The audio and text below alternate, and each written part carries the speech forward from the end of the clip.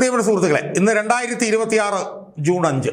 ഇന്ന് കേരള ഹൈക്കോടതിയിലെ division bench justice A Raja വിജയരാഘവനും KV ജയകുമാറും അടങ്ങുന്ന ഡിവിഷൻ ബെഞ്ചിൻ്റെ നേതൃത്വത്തിൽ ഇന്ന് പുറപ്പെടുവിക്കപ്പെട്ടിട്ടുള്ള 39 പേജുള്ള 45 പേജുള്ള വിധിന്യായം ശ്രീമാൻ വിജയൻ്റെയും മകൾ വീണയുടെയും ജീവിതത്തിൽ ദൂരവ്യാപകമായിട്ടുള്ള പ്രത്യാഘാതങ്ങൾ ഉയർത്തുന്ന ഒരു വിധിന്യായമായിരിക്കും എന്നാണ് എനിക്ക് ആദ്യമായി എൻ്റെ പ്രേക്ഷകരോട് സൂചിപ്പിക്കാം.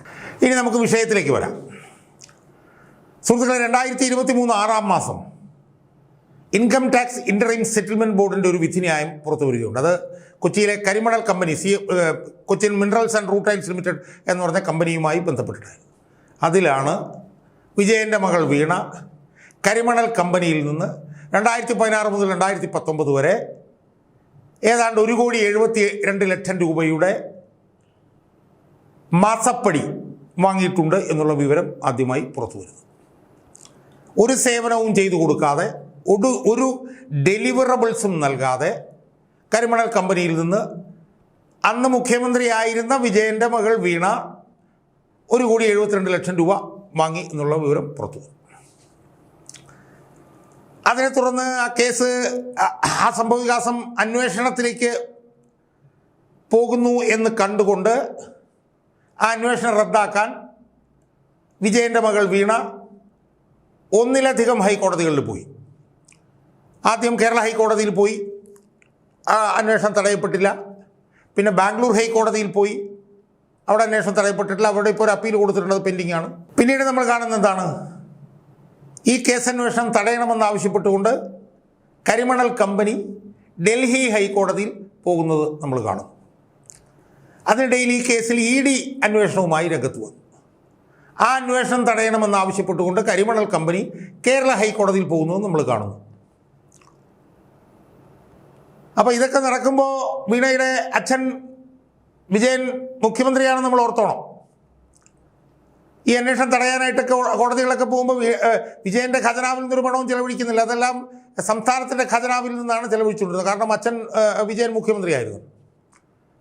മറുഭാഗത്ത് വീണയ്ക്ക് വേണ്ടിയാണ് എന്ന് നമുക്കറിയാം കരിമണൽ കമ്പനിയും കേരള ഹൈക്കോടതിയിലും ഡൽഹി ഹൈക്കോടതിയിലും ഒക്കെ പോയിക്കൊണ്ടിരുന്നു.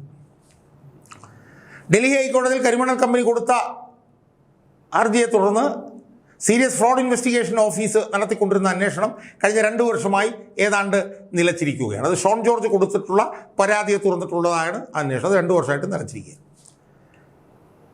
ഈ വിഷയത്തിൽ എൻഫോഴ്സ്മെൻറ്റ് ഡയറക്ടറേറ്റ് നടത്തുന്ന അന്വേഷണം തടയണമെന്നാവശ്യപ്പെട്ടുകൊണ്ട് കരിമണൽ കമ്പനി കേരള ഹൈക്കോടതിയിൽ കൊടുത്ത ഹർജിയും ഏതാണ്ട് 1.5 വർഷക്കാലമായി ഇങ്ങനെ നിർജീവമായി കിടക്കുകയായി. ആ കേസിൽ 2026 മെയ് 26 കേരള ഹൈക്കോടതിയുടെ സിംഗിൾ ബെഞ്ച് TR രവി ഒരു ഉത്തരവ് പുറപ്പെടുവിച്ചു. ആ ഉത്തരവിൽ ഈ വിഷയം കാര്യകാരണ സഹിതം പരിശോധിച്ചിട്ട് ഇതിൽ ED അന്വേഷണവുമായി മുന്നോട്ട് പോകാം എന്ന് പറഞ്ഞുകൊണ്ട് ഒരു വിധി മെയ് 26 TR രവി പ്രഖ്യാപിച്ചു. അതിൻ്റെ തൊട്ടുപിറ്റേ ദിവസം വിജയൻ്റെ വീട്ടിൽ, വിജയൻ്റെ തറവാട്ട് വീട്ടിൽ, വിജയൻ്റെ മരുമകൻ്റെ വീട്ടിൽ ഉൾപ്പെടെ ഏതാണ്ട് 12ഓളം സ്ഥലങ്ങളിൽ എൻഫോഴ്സ്മെൻറ്റ് ഡയറക്ടറേറ്റ് വിശദമായിട്ടുള്ള റെയ്ഡ് നടത്തി. അതുമായി ബന്ധപ്പെട്ടുണ്ടായ സംഭവങ്ങൾ നമുക്കറിയാമല്ലോ. പിന്നെ ED ഉദ്യോഗസ്ഥന്മാർ ആക്രമിക്കപ്പെട്ടു, ഇതുള്ള സംഭവങ്ങളുണ്ട്.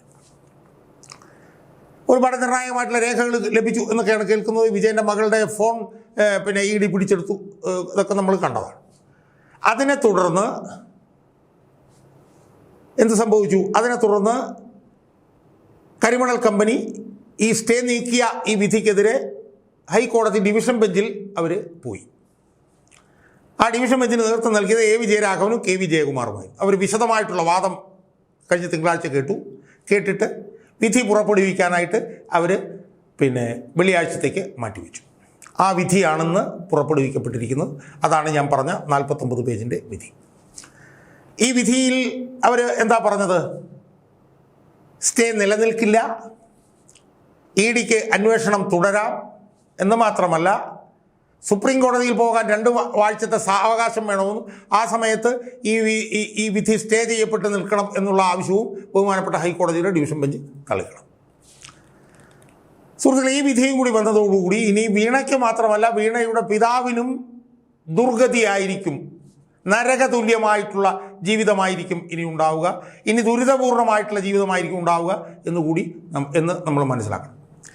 അപ്പോൾ അത് മനസ്സിലാക്കുന്നതിൻ്റെ ഭാഗമായി ഈ വിധിന്യായത്തിൽ എന്താണ് പറഞ്ഞിരിക്കുന്നത് എന്ന് കാര്യകാരണ സഹിതം എൻ്റെ പ്രേക്ഷകരുമായി ചർച്ച ചെയ്യാൻ വേണ്ടിയിട്ടാണ് ഞാനിന്ന് ശ്രമിക്കുന്നത്. ഈ വിധിയിൽ ഇതിൻ്റെ 26-ാം പേജിൽ കോടതി പരിശോധിച്ചിട്ടുള്ള 3 കാര്യങ്ങൾ അക്കമിട്ട് പറഞ്ഞിട്ടുണ്ട്. അത് ഒന്ന് എന്ന് പറയുന്നത് legal nature and status of the ECIR vis a vis and FIR under the CRPC 1973 and whether it can be quashed. അതായത് ECIRൻ്റെ രജിസ്റ്റർ ചെയ്യുന്ന ECIRൻ്റെ സ്റ്റാറ്റസും 1973 CRPCയിലെ FIRൻ്റെ സ്റ്റാറ്റസും തമ്മിൽ അതിൻ്റെ നിയമപരമായിട്ടുള്ള സ്വഭാവം സംബന്ധിച്ച് കമ്പയർ ചെയ്യുകയും അത് റദ്ദാക്കാൻ കഴിയുമോ എന്നുള്ളതാണ് ആദ്യത്തെ ചോദ്യം. 2, whether the power of enquiry under section 50 of the PMLA can be exercised without a prior FIR or complaint involving a scheduled offence. അതായത് ഒരു ഷെഡ്യൂൾഡ് ഒഫൻസുമായി ബന്ധപ്പെട്ടുകൊണ്ട് മുൻകൂട്ടിയുള്ള ഒരു FIRോ പരാതിയോ ഇല്ലാതെ PMLAയിലെ സെക്ഷൻ 50 പ്രകാരം ഉള്ള അന്വേഷണം നടത്താനുള്ള അധികാരമുണ്ടോ? അതാണ് രണ്ടാമത്തെ ചോദ്യം. മൂന്നാമത്തെ ചോദ്യം whether the initiation of civil action under section 5 or section 15 of the PMLA requires prior registration of a scheduled offence. അതായത് PMLAയിലെ സെക്ഷൻ 5ഓ അല്ലെങ്കിൽ സെക്ഷൻ 50ഓ പ്രകാരമുള്ള ഒരു സിവിൽ ആക്ഷൻ നിങ്ങൾ ആരംഭിക്കുമ്പോൾ അതിന് ഒരു പ്രയർ ഒഫൻസ് അല്ലെങ്കിൽ ഷെഡ്യൂൾഡ് ഒഫൻസ് നേരത്തെ തന്നെ രജിസ്റ്റർ ചെയ്യപ്പെടേണ്ടതുണ്ടോ? ഇങ്ങനെ 3 കാര്യങ്ങളാണ് ഈ ഡിവിഷൻ ബെഞ്ച് പരിശോധിച്ചത്. അത് പരിശോധിക്കാൻ വേണ്ടിയിട്ട് അവർ അടിസ്ഥാനപരമായി ഉപയോഗിച്ചൊരു രേഖ എന്ന് പറയുന്നത് 2023 സുപ്രീം കോടതിയുടെ ഒരു 3-അംഗ ബെഞ്ചിൻ്റെ ജഡ്ജ്മെൻ്റായിരുന്നു. അത് Vijay Madanlal Choudhary versus Union of India എന്ന് പറഞ്ഞിട്ടുള്ള ഒരു വിധിന്യായമാണ്. ആ വിധിന്യായമാണ് ഇത് പരിശോധിക്കാൻ വേണ്ടി ഒരു ആണിക്കല്ലായി അടിത്തറയായി ഉപയോഗിച്ചത്. ആ വിധിന്യായത്തിൽ എന്താ പറഞ്ഞത്? ആ വിധിന്യായം എന്താ പരിശോധിച്ചത്? 2002 PMLA ആക്ടിലെ വിവിധ വകുപ്പുകളുടെ ഭരണഘടനാ സാധുത അത് ആ 3-അംഗ ബെഞ്ച് പരിശോധിച്ചു. അതുപോലെ തന്നെ ഈ ആക്ട് പ്രകാരം അന്വേഷണം നടത്തുമ്പോൾ ഈ എൻഫോഴ്സ്മെൻറ്റ് ഡയറക്ടറേറ്റ് അഡോപ്റ്റ് ചെയ്യുന്ന നടപടിക്രമങ്ങൾ എന്താണ്? ഇത് രണ്ടും ഈ 2023 Vijay Madanlal Choudhary versus Union of India എന്ന് പറഞ്ഞിട്ടുള്ള ഈ ജഡ്ജ്മെൻറ്റിൽ അവർ പരിശോധിക്കുകയുണ്ടായി. അതിൽ ഈ ജഡ്ജ്മെൻറ്റ് എന്താണ് പരിശോധിച്ചതെന്നറിയാമോ? PMLA ആക്ടിലെ 3, 5, 8, 17, 18, 19, 24, 44, 50, 45, 50, 63 എന്ന് പറയുന്നിട്ടുള്ള PMLA ആക്ടിലെ വകുപ്പുകളുടെ ഭരണഘടനാ ബാധ്യതയും ഇതുമായി ബന്ധപ്പെട്ടുകൊണ്ട്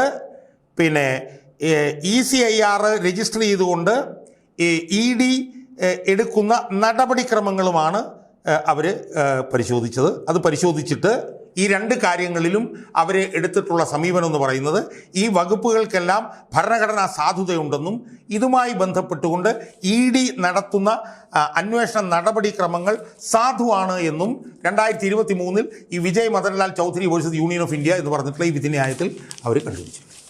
അതിൻ്റെ അടിസ്ഥാനത്തിൽ 45-ാമത്തെ ഈ വിധിയുടെ 45-ാമത്തെ പേജിൽ 30-ാമത്തെ പാരഗ്രാഫിൽ എന്താ ജഡ്ജി പറഞ്ഞത്? അവർ പറഞ്ഞത് V hold that the non registration of FIR or non-filing of a complaint in respect of a scheduled offence will not bar the ED from initiating civil action under PMLA.